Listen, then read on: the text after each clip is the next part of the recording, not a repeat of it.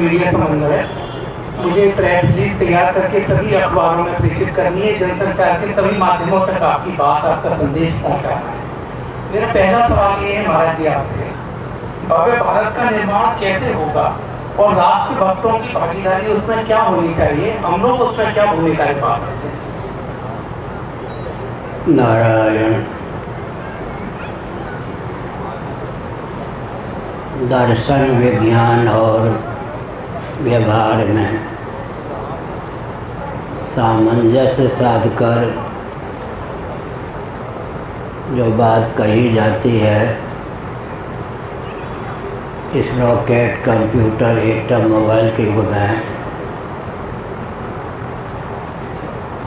भौतिकवादी भी उसे स्वीकार करते हैं बड़े चाव भाव से।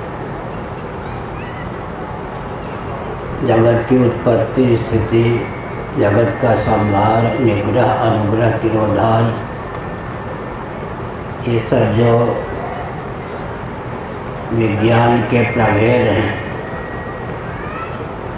इन पर सनातन सिद्धांत के अनुसार प्रकाश डालने पर वैज्ञानिकों को भी दिशा प्राप्त हो सकती है और होती भी है। साथ ही साथ लौकिक उत्कर्ष, पारलौकिक उत्कर्ष और परमात्मा की प्राप्ति का मार्ग भी प्रशस्त, तीनों योग्यता से समन्वित सनातन सिद्धांत है। सनातन वैदिक आर्य हिंदुओं का जो वेदादि शास्त्र सम्मत कृषि विज्ञान, भोजन विज्ञान है, वस्त्र विज्ञान है, आवास, शिक्षा, स्वास्थ्य, यातायात, उत्सव, त्यौहार, रक्षा, सेवा, न्याय, विवाह आदि के प्रकल्प हैं, वे निस्संदेह सर्वोत्कृष्ट हैं। साथ ही साथ लोक लोकांतरों की मान्यता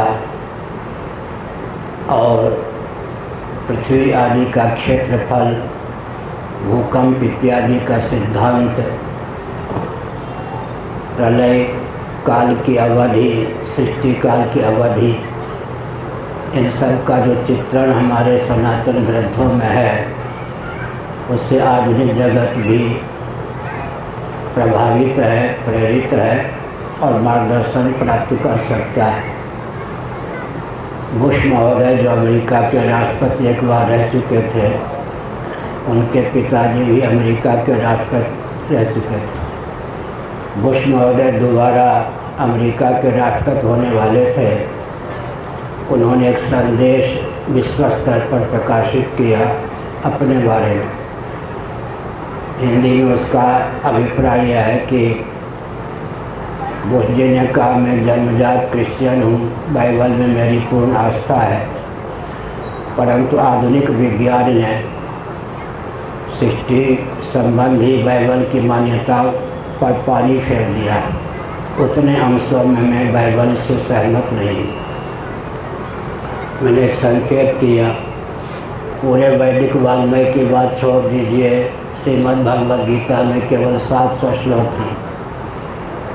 उनके माध्यम से सृष्टि की उत्पत्ति, स्थिति, समृद्धि, निग्रह, अनुग्रह आदि का जो रहस्य प्राप्त है, वैज्ञानिक दिशा तो प्राप्त कर सकते हैं, उसे चुनौती नहीं दे सकते। उन 700 श्लोकों की बात भी छोड़ दीजिए। ऋग्वेद के 10वें मंडल में नासरी सूक्तम में केवल 7 मंत्र हैं।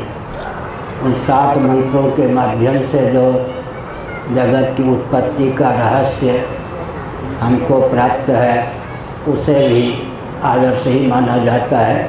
वैज्ञानिक जगत से कोई चुनौती प्राप्त नहीं है।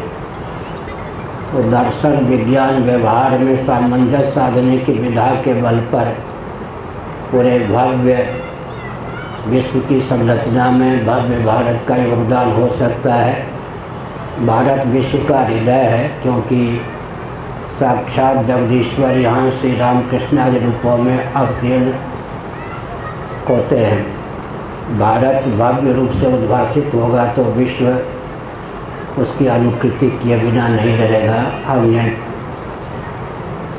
कोरोना के कारण 9 महीने तक लगातार पुरी में निवास किया, लेकिन यांत्रिक विधा से विश्व स्तर के कई सम्मेलन हुए।